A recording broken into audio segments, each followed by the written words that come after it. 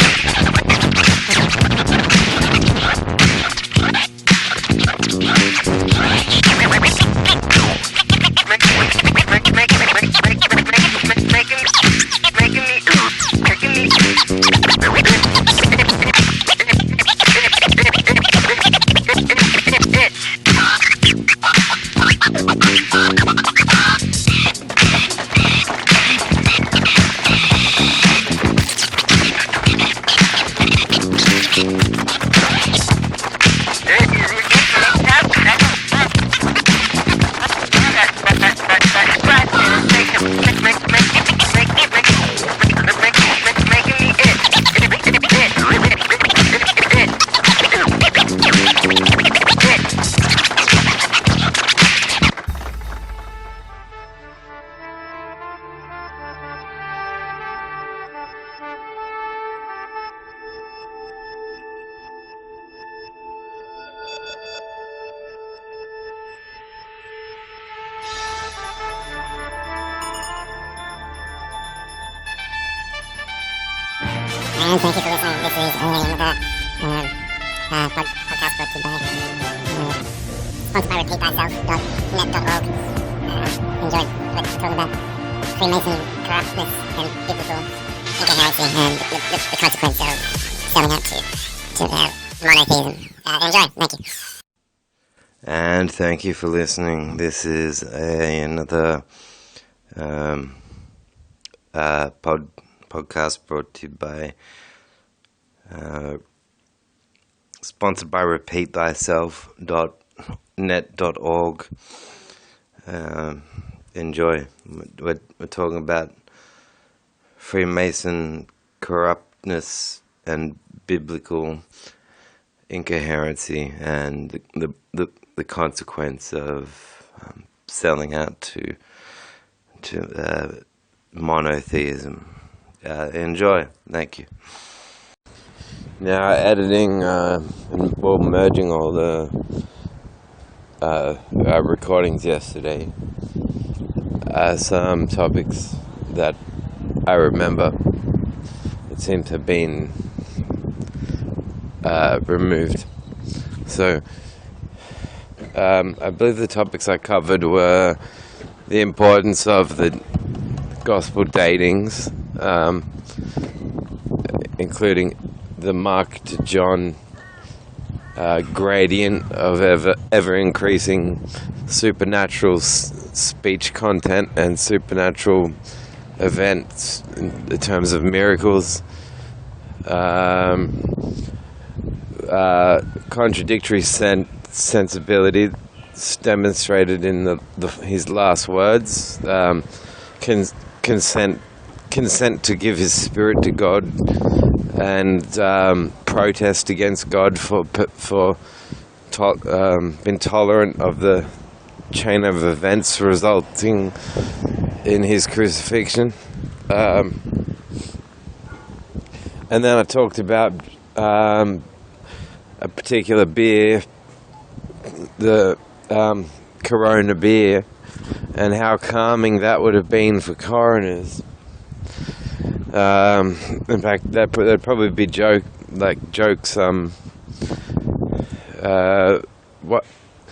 How funny! You're a coroner, and now here you are drinking Corona beer. Ha ha ha ha! And everyone laughs about it. And then and then going, well, don't you think it's a bit rude and maybe indecent to call to name an illness after coroner in the first place? To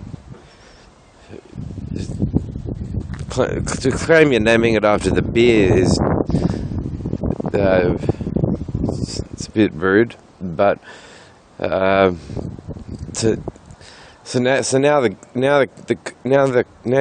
your average coroner has the is in a triangle where there's a threefold meaning to the word coroner. Could it be about a fucking beer to relax? Could it be about the man who assesses primary cause of death?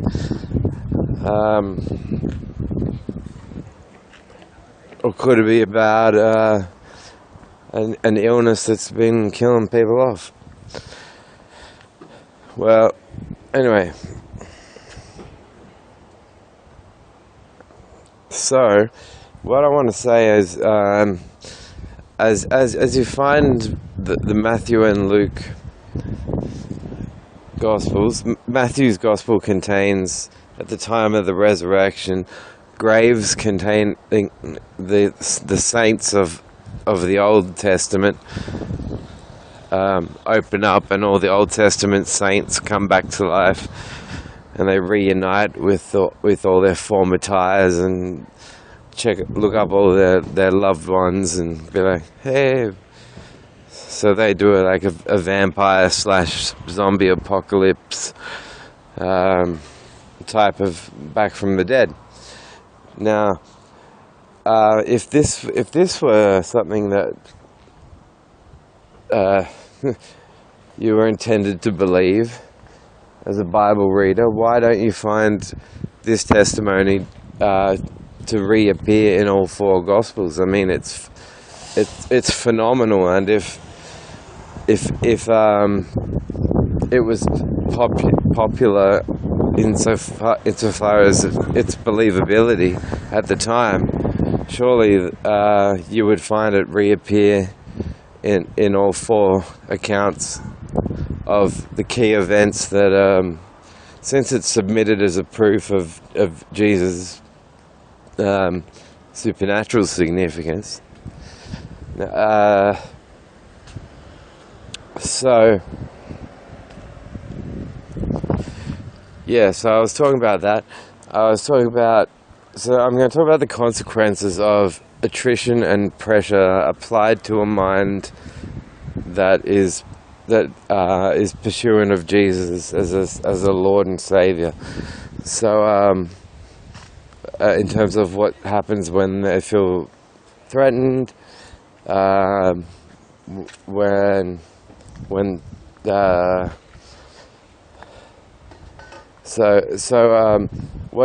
John does is it sort of does something similar to what Noah does to the Israelite slaves when he tells them,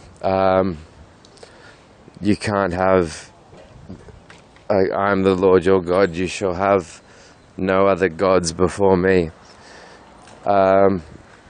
These Israelite slaves that he leads across the Reed Sea, not the Red Sea, but the Reed Sea. Drop an E, as they say. Drop an E and check for correct facts. See, just as they were lighting William Tyndale on fire for translating the Bible into English, Bible publishers have done fuckloads of dodgy shit to try to make to try to recruit more believers. I mean, for instance, they call it a confirmational baptism if you're baptized again when you're, going through puberty or able to remember it. So why is it a confirmation of something that you could not have possibly remembered or had no choice? And all this coming from the agency that's peddling the belief in free will. It's like,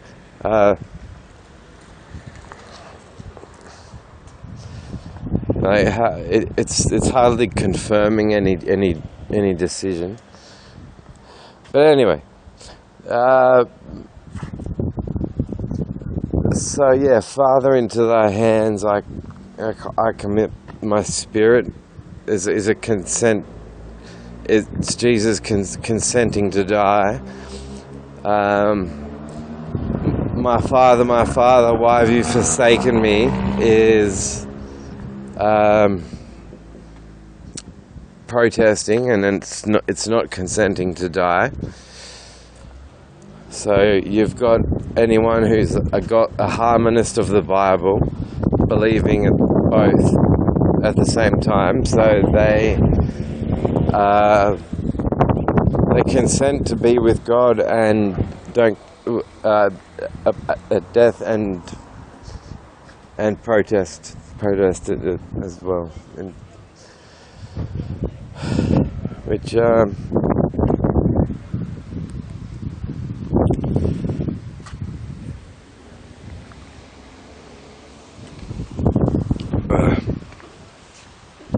now, yeah, it's just a personal opinion of mine that I think, well, in wouldn't we want to be considerate of the role of the coroner, a coroner, and maybe stop naming beers after deadly viruses after them. I don't know if the beer was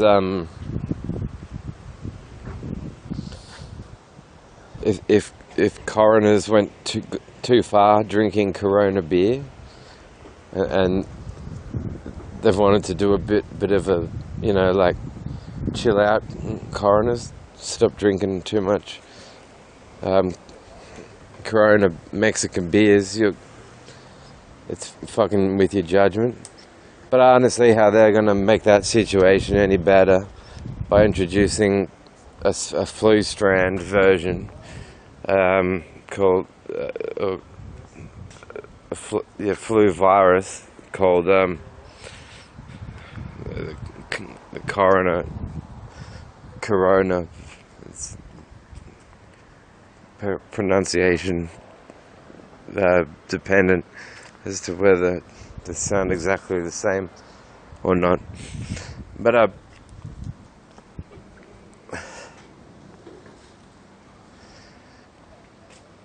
yeah, unless so hang on a sec.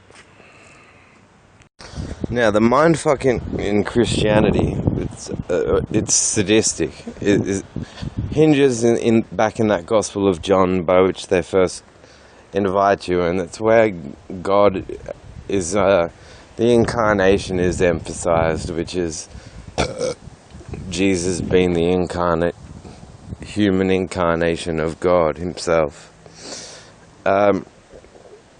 So when you're taught certain things like, in God, take up your cross and follow the Lord Jesus, and all sorts of kinds of confusions that can result in organizing one's focus, because if you're once Jesus and God are made out to be the same thing for any amount of time, and what the horrid book of John does, is Gospel of John, is say that this incarnation thing was known to happen and intended to happen since all the way back to in the beginning, which is as in prior to the creation of Earth and the solar system and everything. So God, that's why I've likened it to like a Tom Cruise Mission Impossible.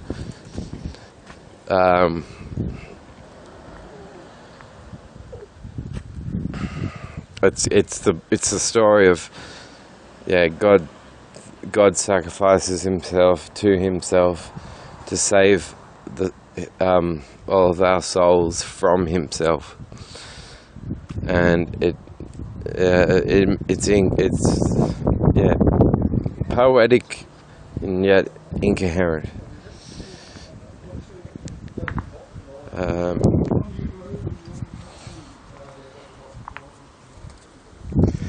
Poetic and incoherent, and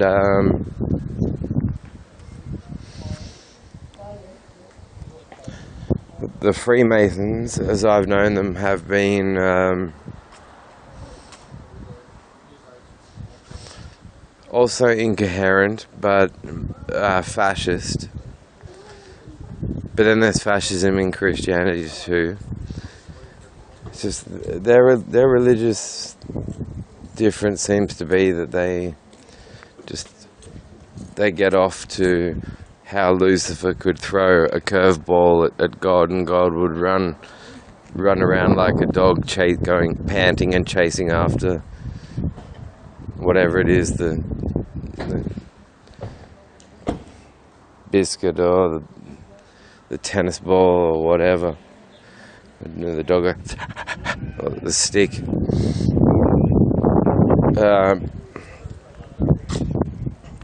Because Lucifer proves more moral than God, but that's only given God's power.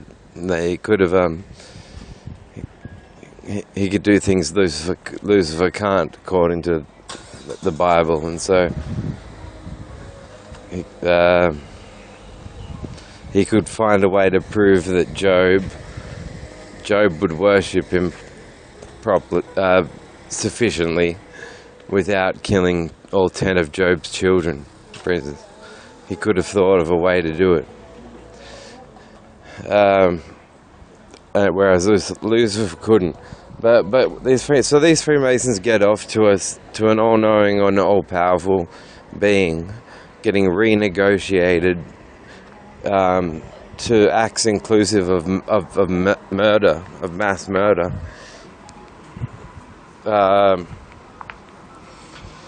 By a former angel that he kicked out of heaven for trying to be God, and they know this, and they make Lucifer their patron saint, and so they're still incoherent. They're just trying to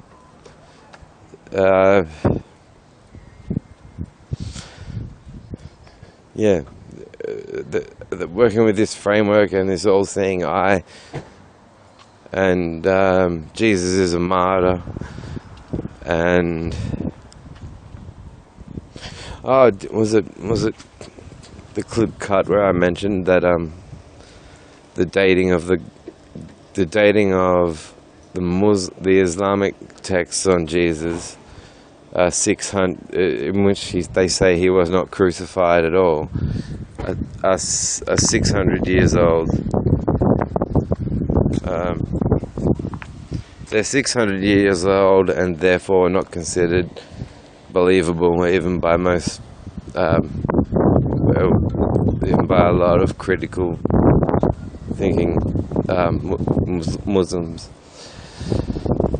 Now, though there's Allah is their God, right, and Muhammad is prophet, and Muhammad marries a 6-year-old girl, but is so gentlemanly for the Bronze Age at the time to give a good 3 years and wait to consummate the wedding when she has reached the age of 9. So Islam is not a good alternative, absolutely, to Judaism or Christianity on the topic of women's rights. No way. No fucking way.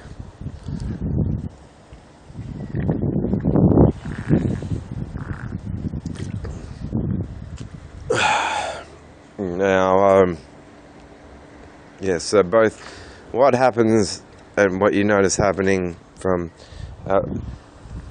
repeat again the date stamps, is that Mark's Gospel's written in 70 AD. No, I swear I said this already. I'm going to check when I get home because I don't want to repeat myself.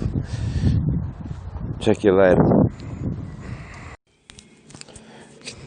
Continue on all sides and all fronts, dropping the holy bomb. Gary and Roger want wood. It's in the quotes of their ancients. Bring me better wood and I'll make you a better cabinet. Freemasons,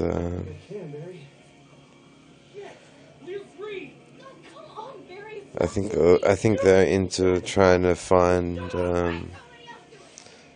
bark,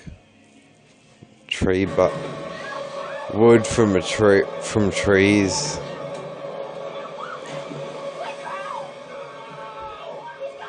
They're otherwise extremely ignorant.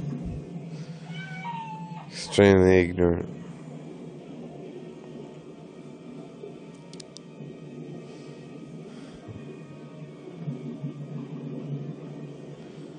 I mean, the consequences he's up for.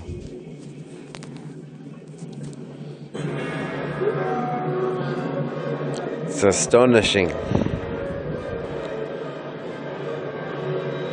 Gods to the left, demons on the right. See, if you take the idea, I can unify all the world's religions together, what you're really saying is that you can make all the people that occupy the world and have a religious identification see things your way. And who's going to do that? You're also saying they're not going to ever object to you. It's almost like saying that you know what matters. It's almost like saying that everybody needs that capital. So, trying to unify the world's religions would drive anybody mad. Just trying to convert to one of them can be a nightmare enough for the rest of your life. So you might then have to find ideas in some of the religions that appease you, and while making you seem true at the same time. And ideas like the extermination of the weak, the destruction of the weak, let the weak perish, the weak shall perish. That would make even Roger Toll's balls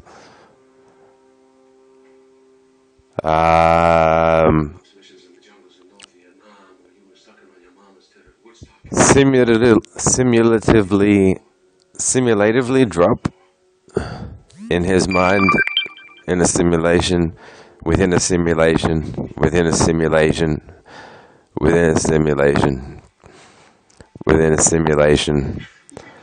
And then he turns his computer off, fingers his mum. So in the event that your employer, Roger Markby Nelson Toll, creates a conflict initiative, one of his many, that ties up your 5-year-old and under municipal rights in international courts, then he's holding you hostage in Australia by not seeing that you will get flown there for your contest rights, your ability to access your contest rights, and he makes sure you're on a DSP so that you don't even get to your contest rights. You don't get to have 3 meals a day. I don't want your sympathy. I've already just said on video recording that I don't even like this country at all anymore. But Roger should do certain things. Well, no, Roger. I don't want any dealings with Roger. I want him executed. after serious charge, inhumane crimes against humanity charges. But the country could do something in the meantime. Lots of soft drink, lots of energy drink, a diet rich in proteins, in vegetables and beef,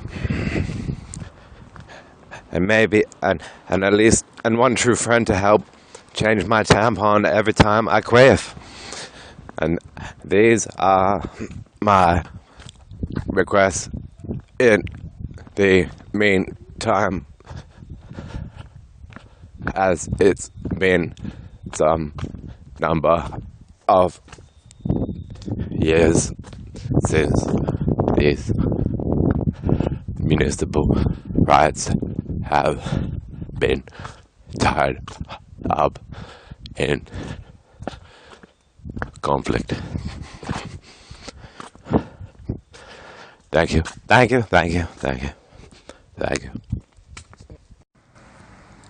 So on the topic of biphobia, I'm making this recording on I think it's the 28th, just a sec, 28th or 29th, 10:33 a.m.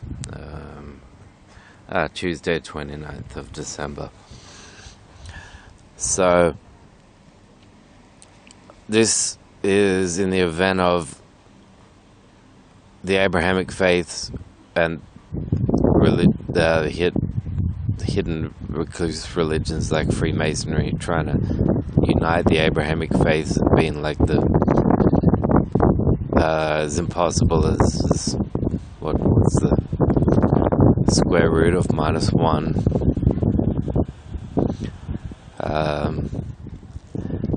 Them having yet not caught footage of me trying to fuck a television screen. That is probably the closest they'll say, given their cowardly overseas profile.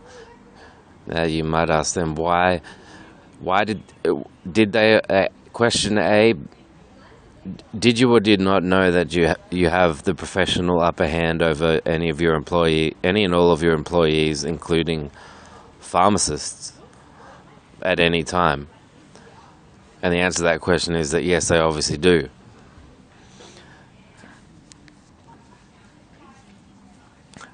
Question B: if you have a pharmacy assistant, or trained tech, or trained tech who served in both roles, in the capacity of both roles at the same time, but did the tech course after within about a year's duty, the first year of duty.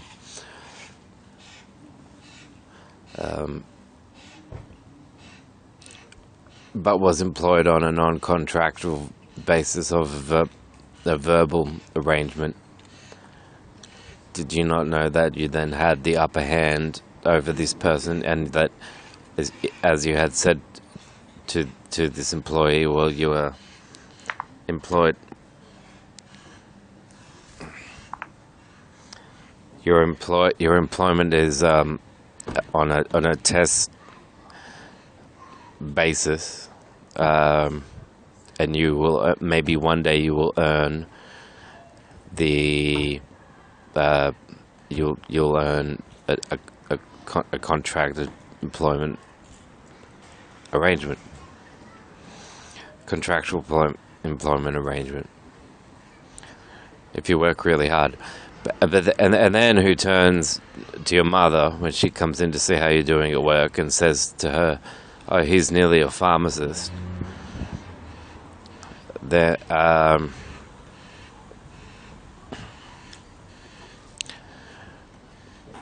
And then makes odd references to walking out of the store with another pharmacist, leaving me to lock the keys to the store.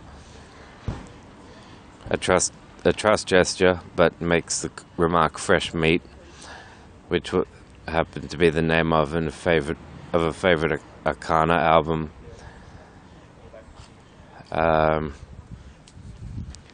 Other references may draw attention to noticing that black and white, or black text on white, or white text on black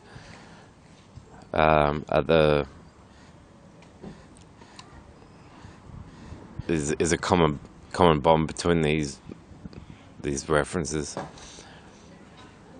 and that's scaring the living shit out of you. But you nonetheless, no matter what is said to you, you're unable to know how or why or what the requirements for you, other than a handsheet at a staff meeting in which you're accompanied in a circle and pizza is bought by the manager. And this particular sheet refers to the use of tone of voice in customer service, focusing on tone of voice. And I'm not, and I won't say that there was any direct reference made to the golden rule here in religions,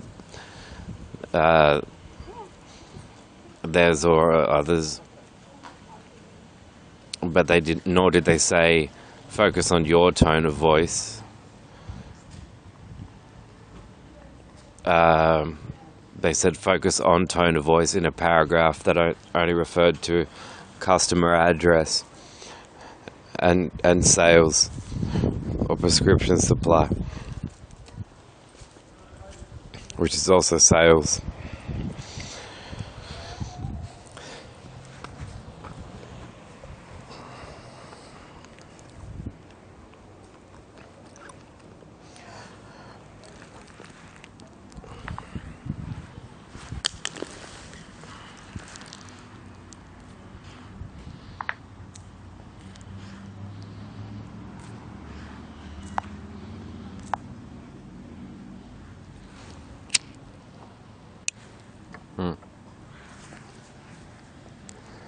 Now, I don't want some police siren colours of the Uniting Church and the chemist going, well, he's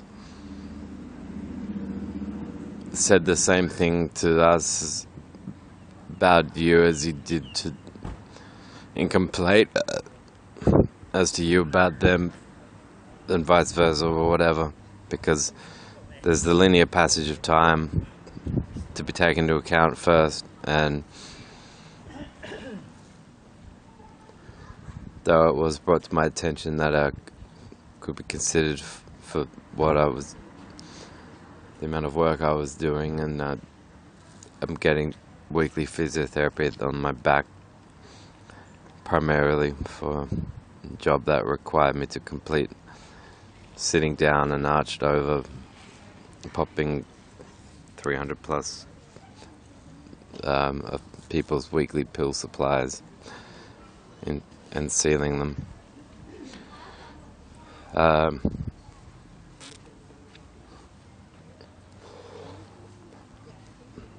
The first prompt that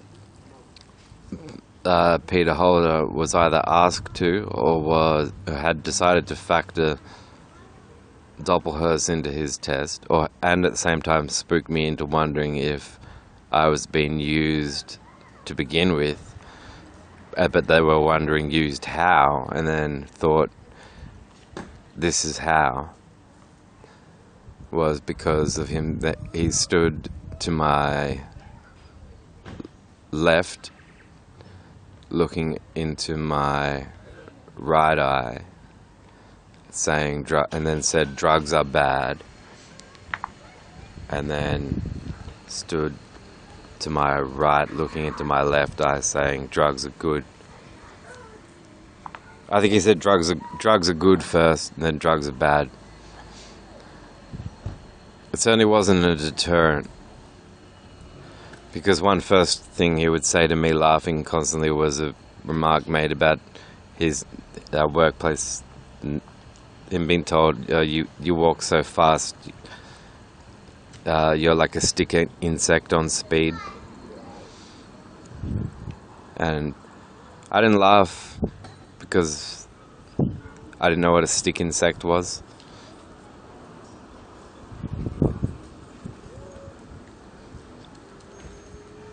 But I was thinking of a stick of a. I guess I would come back from the Karate Kid, but I was thinking of like an insect adhesive glued to a stick. No, but now that I say it, it would make more sense to be an insect indigenous to, like, or that like sticks, maybe.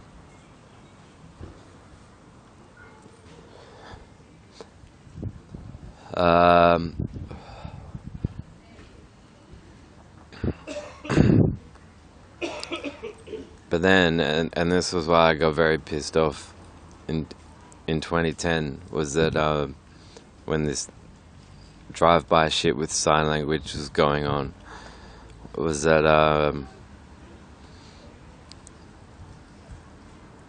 Peter would also say, so I did, given that my career was a test until such time as I was to sign an employment contract agreement, which I did not do till at O'Connor, and it was not discussed. Or finally, though Elizabeth Bretton did say, don't listen to Peter, what she didn't say was what to not listen to Peter into relation to, and what she did do was present a contract. And what she did not say was, well, finally you've earned a contract. Despite me knowing from group company at previous annual staff conference gatherings that she certainly disliked me more than I had sensed Peter did.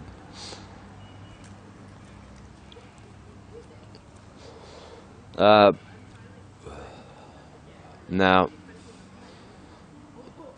Peter would talk about apparently one of the most common residential suicide methods would be for people car owners and drivers, to seal themselves inside the car and then redirect exhaust gas into the car, and suck a tailpipe. Which I wondered, this couldn't be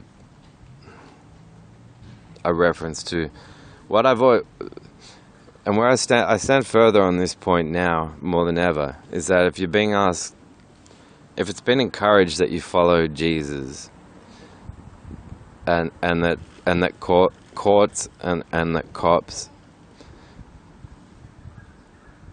and that churches everywhere churches everywhere are saying this.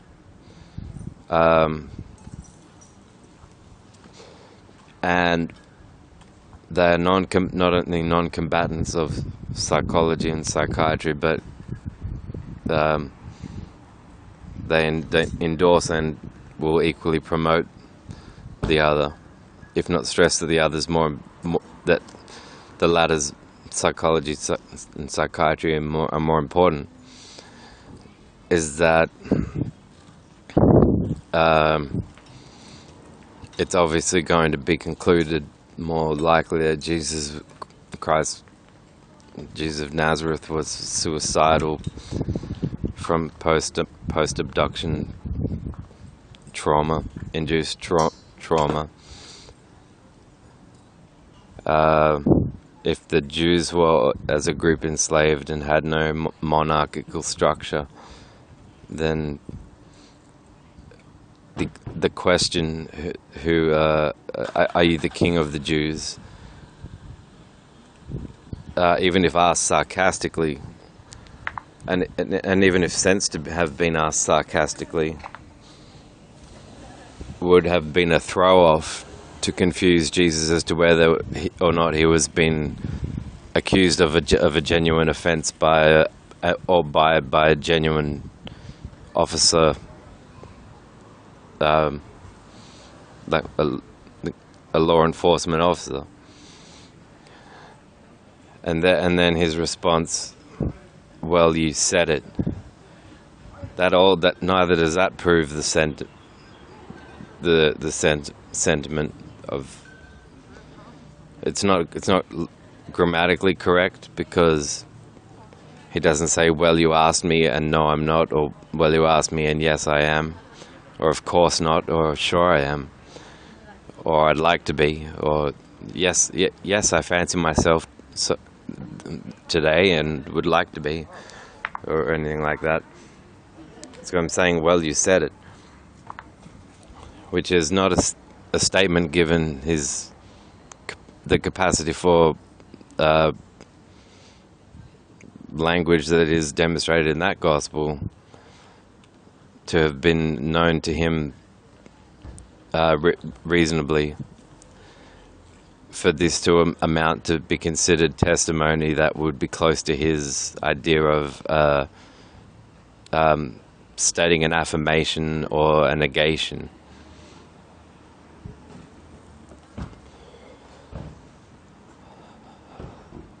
It's ambiguous, and so what I'm trying to say is that it's ambiguous excusably either way you look at it. It's excusably ambiguous. But you would give him the benefit of the doubt if you were just in any kind, in any way. Mark's gospel does not give you any rising from the dead until it's an admitted interpolation, meaning that Matthew and Luke's gospel were already in circulation or even John's as well, and had increased popularity so much that writers went back and started to duplicate Mark's, while adding the resurrection and the rising from the dead to the end of the narrative of Mark's gospel. But yeah, the oldest and best manuscripts, check with the Jesus Seminar academics. They spend their uni degree on the New Testament, and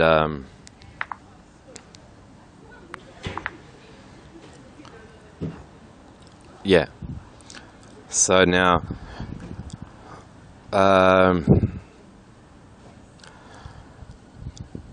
there's this argument, well, how do we know that it's not by this means that they stated in reverse that as churches will introduce you with Johannian concepts, the Gospel of John, that they didn't come up with these conceptual models, these conceptual paradigms that Mark's was written before Matthew and Luke's, and then John's later. Wasn't the other way around. Now you have to forget. You have to not forget that the sensibilities of Jesus' last words, and no one is going to.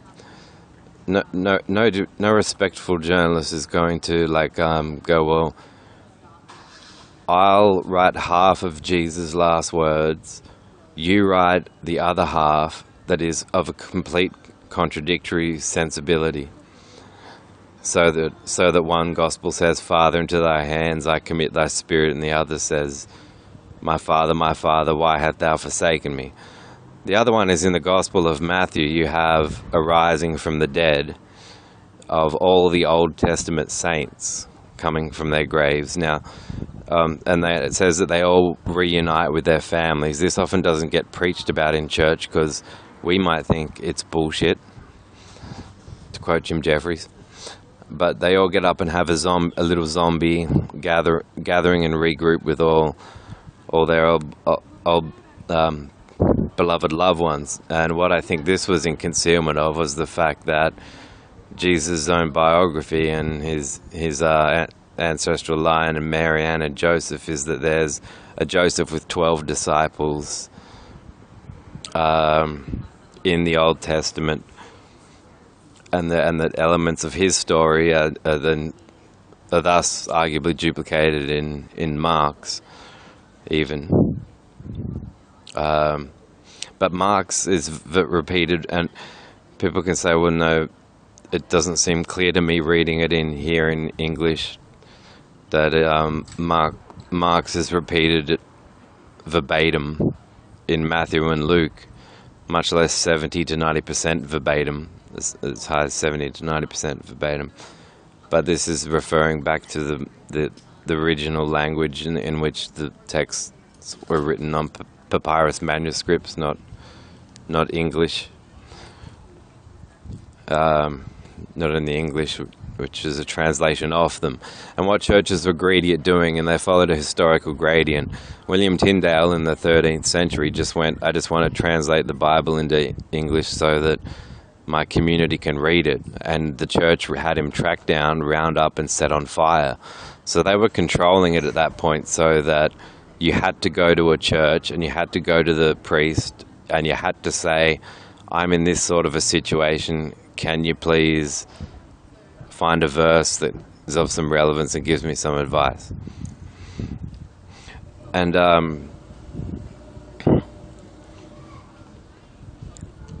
so yeah, the historical gradient is one where information and the truer interpretations are being withheld, and educated people would otherwise have raised these skeptical questions much sooner and in greater number. Now, so this is nothing personal. I mean, I'm obviously opposed very critically to the gospel I myself was named after.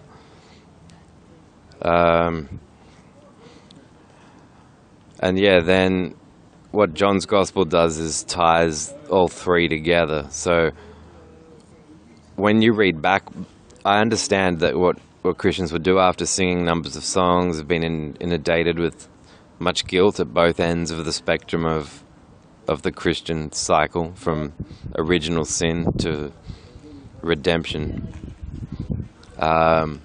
Is they get hammered with guilt either way. Women in particular hammered with guilt, as well as been ersatz and owing blowjobs till the end of time because that's right beneath the rib cage and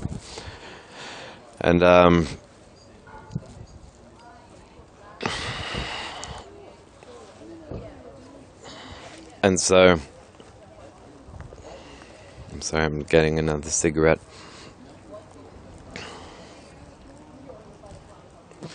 John's gospel, there's not a lot of the talk of this concept son of man, which shows a sense of metaphor and poetics and or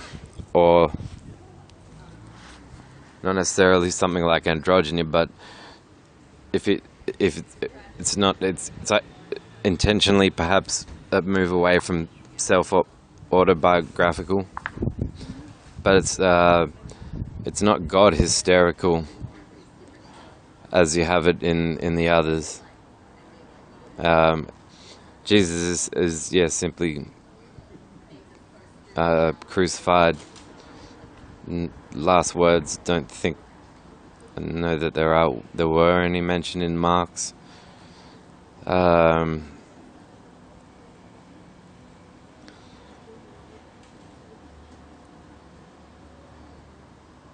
And that was what was in my Zondervan Ting study and NIV Zondervan Bible. But that's what they're teaching to at the Jesus seminar academic. So it looks like, and if you ask a simple question, why would they not bring up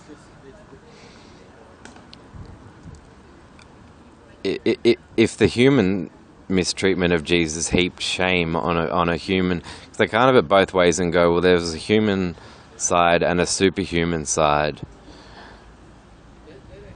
and go,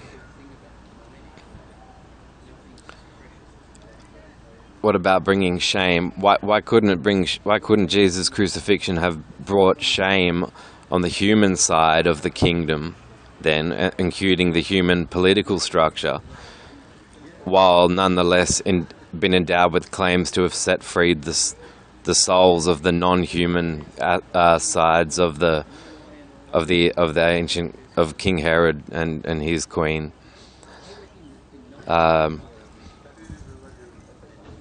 There's another hypocrisy which they could mention.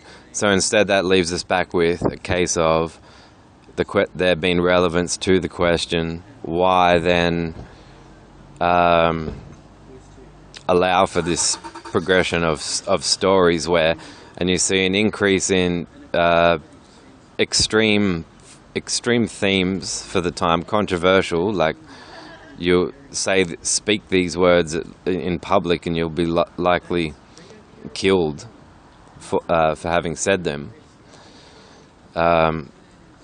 Increasing in number in the documented teachings of Jesus in Matthew and Luke relative to Mark, and then more extreme and supernatural in their idealism in John's Gospel relative to Matthew and Luke. And then you also have the miracle stories increase on a gradient. There is scarcely any miracles, miracle events. So the description of miracle events, not that Jesus said, tarot cards are magic, but only if you get them from the right tarot card dealer in conjunct purchase of an aromatherapy candle. There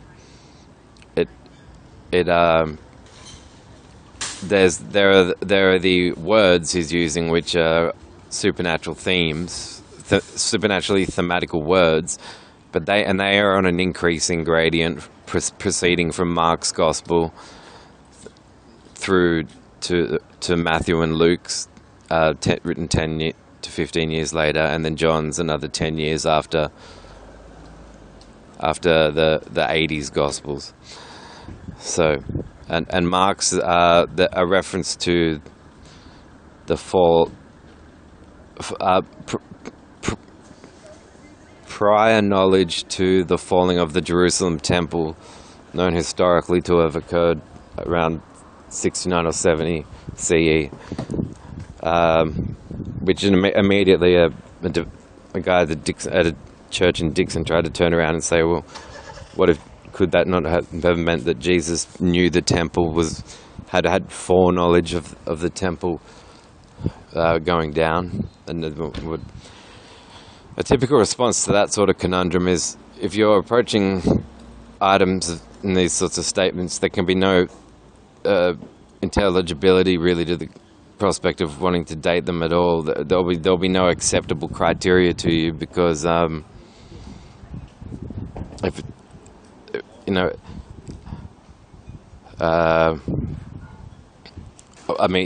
would.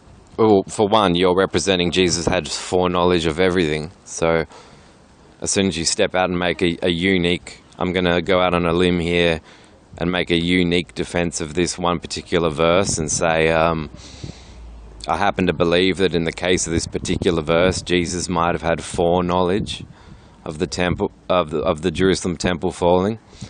It'd be like, actually, fuck you, Dixon Church, man. According to you, Jesus had foreknowledge of everything before the dawn of time. Though we'll give it to him, he didn't say space.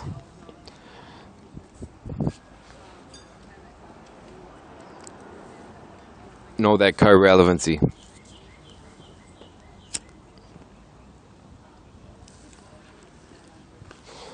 So what it tells me is that these evangelists will, it's why they get likened to salesmen, is because they're kind of, well, it's like if they'll work at finding the middle ground that you would try to find if you were just trying to promotively sell an item, or or one or more items, because it is by their stance that Jesus has foreknowledge of everything, and actually that terms like pre-knowledge and foreknowledge, post-knowledge have, they're redundant. With time moving forwards in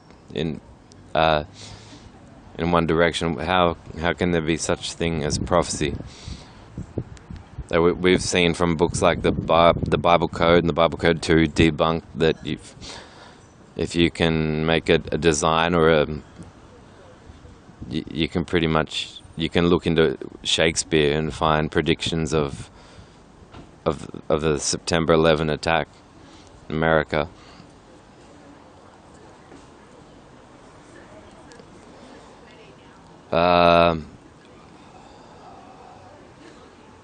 So yeah, there's that, and there's also the Mary plantation, the Mary Foundation, where there's, and the Apocrypha contains the Apocrypha are Gospels of Jesus that are not included or in the biblical canon, which means they were voted out by the committee who assembled Bibles at that time. To be considered, these should be part of the canon. There's a gospel according to Judas, a gospel according to Peter, a gospel according to Mary, a gospel according to... so there's Mary there, but there's the Virgin Mary, Jesus' mother. There's Mary Magdalene, who's the prostitute who Jesus loved and was there on the cross going, "Oh, woman."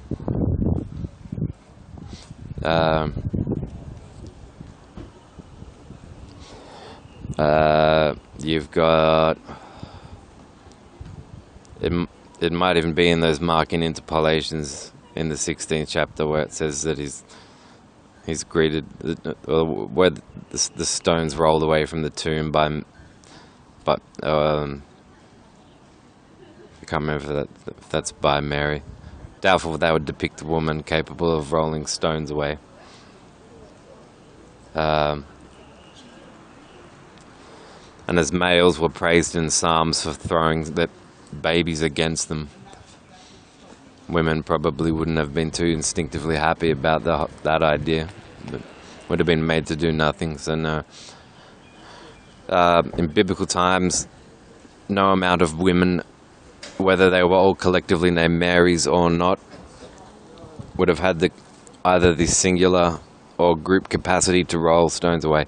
But post-mortem appearances are said to have been by Mary, whether it be Mary Magdalene or another Mary of some other kind, a different Mary here, sometimes referred to as the other Mary. So there's a bunch of them. There's enough of them. Enough for it to be one that I think makes you go, well, how come you can find sources saying like King Herod had 4 queens, and yet none of them are mentioned in any of the Gospels? This can't be excused on the status of women being inferior, or that they couldn't be mentioned in any capacity, either by name